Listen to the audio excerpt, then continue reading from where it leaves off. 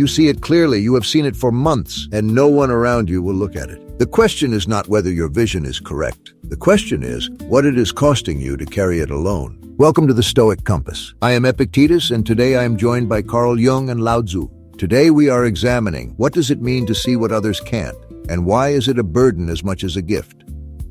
Let us be precise about what we are discussing. Seeing clearly is not the same as being right, and being right is not the same as being useful. Most people who claim they see what others cannot are confusing clarity with isolation. They have mistaken their frustration for insight.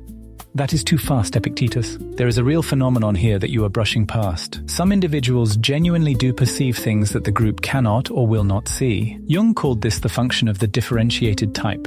The person whose particular mode of perception is more developed than those around them. But what I find most interesting is not the gift itself. It is the inflation that almost always accompanies it. You are both already assuming that seeing more is better. I am not sure that assumption is worth keeping. Of course, seeing more is better. What kind of position is that? That ignorance might be preferable. I have no patience for that argument. A person who sees the edge of a cliff has an advantage over a person who does not. The question is what they do with that knowledge. Do they warn others? Do they stop and wait? Or do they stand at the edge shouting and wonder why no one is grateful? The shouting is exactly what interests me, because the person standing at the edge, shouting, believes they are performing a service. They are not. They are managing their own anxiety about being the only one who can see. The gift and the ego become entangled so quickly that the person themselves cannot tell them apart. What begins as genuine perception becomes a form of identity. I must be the seer. And then every confirmation of blindness in others becomes a confirmation of their own specialness. That is a real problem. But I would say it slightly differently. The difficulty is not just ego. It is that the person with unusual perception often has no sense of what to do with it. They see the thing, they cannot unsee it, and because others do not see it, they start to believe their job is to make others see. That is where it goes wrong.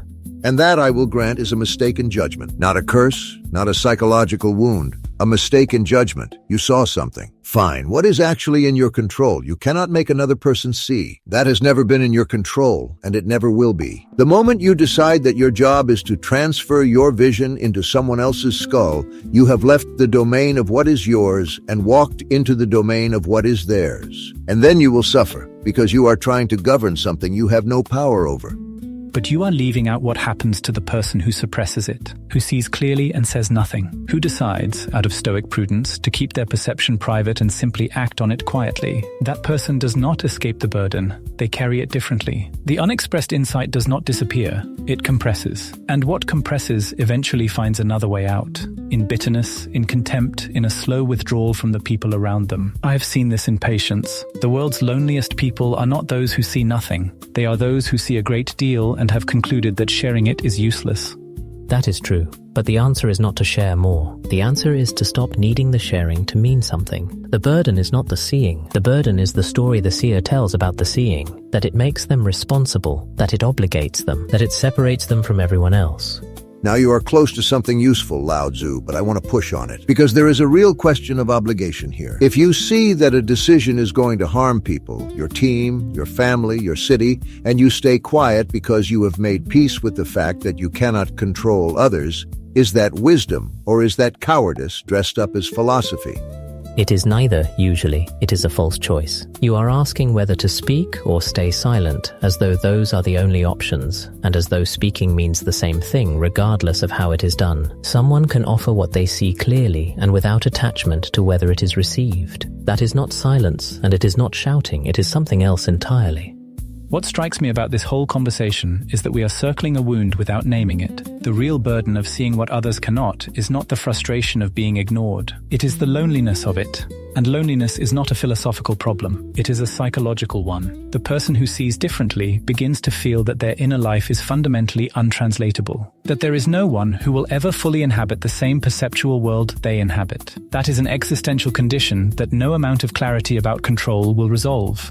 Jung, you are pathologizing what is simply the nature of any uncommon ability. An athlete at the peak of physical training does not share that body with anyone else. They are alone in it. Does that make the training a wound? Loneliness of perception is real. I am not dismissing it, but calling it a wound implies it needs to be healed. Perhaps it simply needs to be inhabited without complaint.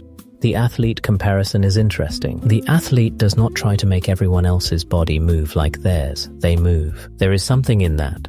But the athlete is not asking anyone to believe in what they can do. The person with unusual perception often desperately needs to be believed. That is the asymmetry. I can see the structure of a patient's defense mechanisms clearly, and if I announce that clearly, they will leave the room. The insight must be timed, offered at the moment the patient is ready to receive it, or it is not a gift. It is an assault. The same is true for anyone who sees things others cannot. The question is never just what do you see, it is, can you wait? Can you wait? Yes, that is a practical question I respect. Because waiting is not passivity. Waiting is a choice you make every moment. You do not force the issue. And that requires knowing the difference between the right moment and the coward's moment. The moment you wait because it is strategic versus the moment you wait because you are afraid. Most people cannot tell those apart. Not because they are dishonest, but because the difference is very small and very quiet. And here is the deeper problem. The person who sees what others cannot often has an unconscious investment in the others not catching up. Because if everyone eventually sees what they see, they are no longer the seer. The gift dissolves, the identity dissolves. And so there is a hidden part of them, the part they would never acknowledge, that quietly ensures the gap remains. That cultivates the loneliness that mistakes isolation for depth.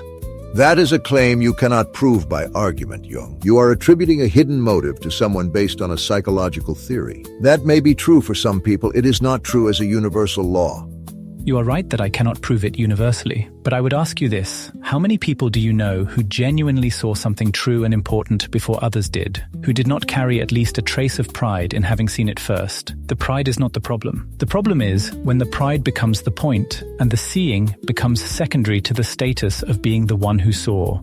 The ones who carry it best are usually the ones who do not think of themselves as seers at all. They just noticed something, and they noticed it the way you notice rain. Not because they are special, but because they were standing in a particular place at a particular moment with their eyes open.